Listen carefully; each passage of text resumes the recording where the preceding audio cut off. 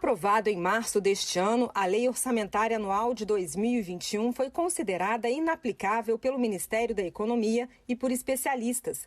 A peça orçamentária previu despesas menores do que as necessárias para cobrir as despesas obrigatórias deste ano. Segundo a instituição fiscal independente, faltam quase 32 bilhões de reais para fechar a conta. Foram subestimados, por exemplo, gastos com o pagamento da Previdência, abono salarial e seguro-desemprego, e elevados os valores destinados às emendas parlamentares. O impasse no orçamento de 2021 tem a ver com as chamadas subestimativas para despesas que são obrigatórias e o aumento das despesas discricionárias.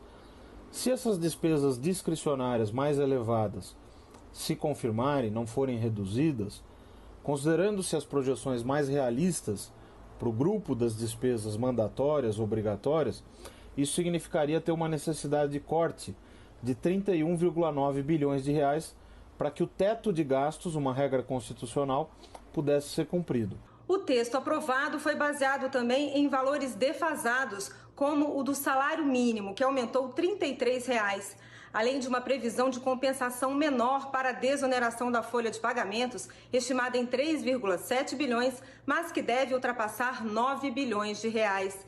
Com o orçamento fora da realidade, a expectativa é de que não será possível cumprir o teto de gastos. Segundo técnicos do governo, se o presidente sancionar o texto dessa forma, poderia cometer crime de responsabilidade.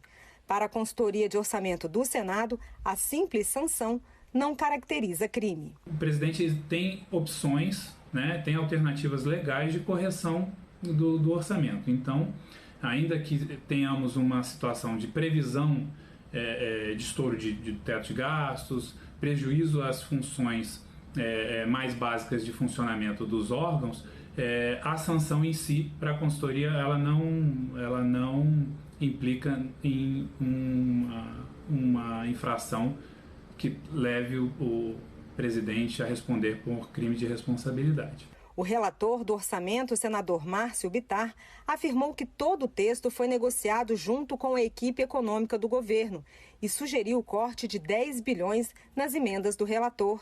Mas, mesmo assim, a conta não fecha. A saída está em se decretar a continuidade do estado de calamidade, tá certo? E dessa maneira o governo poderia continuar autorizando as despesas por meio de créditos adicionais.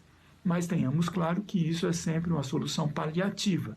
Entre as soluções apontadas pelos especialistas estão a sanção com vetos parciais pelo presidente da República ou a sanção completa do texto, acompanhada de um projeto de lei específico para fazer os ajustes necessários ao orçamento. Essa solução pode passar por vários caminhos, inclusive o próprio relator-geral indicou a possibilidade de retirar 10 bilhões de emendas de relator-geral que foram incluídas, mas vai ser preciso um arranjo mais complexo para resolver essa questão, que envolve a suplementação das despesas que foram subestimadas e o corte de despesas discricionárias.